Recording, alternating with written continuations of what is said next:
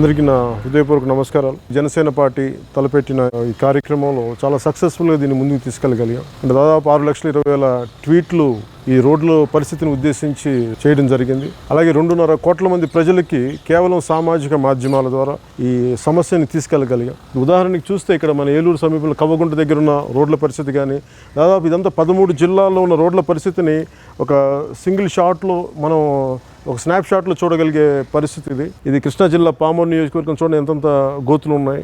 ముఖ్యంగా ప్రకాశం జిల్లా చీమకుర్తి మండలంలో గ్రనైట్లని తీసుకెళ్లే దారి ఇది.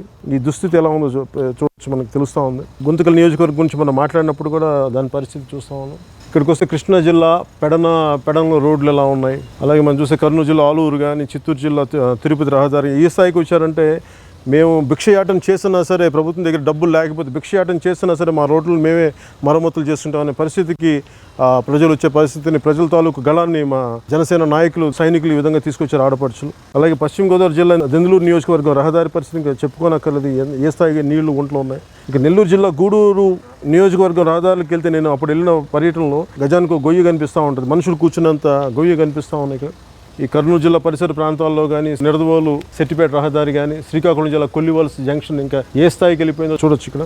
అలాగే విశాఖపట్నం జిల్లా పెందుర్తి కానీ, చిత్తూరు జిల్లా మదనపల్లి రహదారి ఇవన్నీ చూస్తే ఆఖరికి ఇక్కడ పైరేసుకునే పరిస్థితి కూడా ఉంది. ముఖ్యంగా కడియపులంక రహదారిలో మొక్కలేసి పెంచే పరిస్థితిలో ఉన్నాయని చెప్పడం జరుగుతూ ఉంది. ఇక్కడ ముఖ్యంగా వైఎస్ఆర్ కడప జిల్లా రాజంపేట రహదారి చూస్తే ఆయన పేరు పెట్టి కూడా ఆయన అవమానం చేసిన పరిస్థితి లాగా ఉంది. కనీసం సొంత జిల్లాలో కూడా మెయింటైన్ చేసుకోవడం చాలా బాధాకరం. ఈ పరిస్థితి నుంచి ఆంధ్రప్రదేశ్ రోడ్ల వ్యవస్థ బాగుపడాలి. ఈరోజు ఉదయాన తూర్పుగోదావరి జిల్లా ఏజెన్సీ ప్రాంతంలో గోకవరం నుంచి గుత్తేడికి వెళ్ళే రహదారిలో 25 మందితో ఉన్న బస్సు వెళ్తూ ఉంటే ఈ గొయ్యిల్లో పడిపోయి వెనకాల టైర్లన్నీ ఊడొచ్చేసినాయి. త్రుట్లో ప్రమాదాల నుంచి బయటపడ్డారు. ఆంధ్రప్రదేశ్ రహదారులు కాదు, అవి మృత్యు ద్వారాలుగా అయిపోతూ ఉన్నాయి.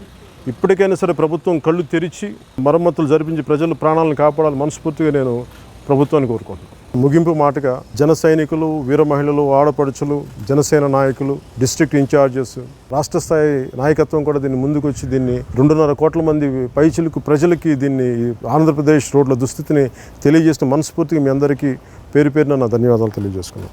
ఈ కార్యక్రమం పాల్గొన్న ప్రతి ఒక్కరికి, మిగతా ప్రజలందరికీ కూడా మనస్ఫూర్తిగా నా కృతజ్ఞతలు తెలియజేసుకున్నాను.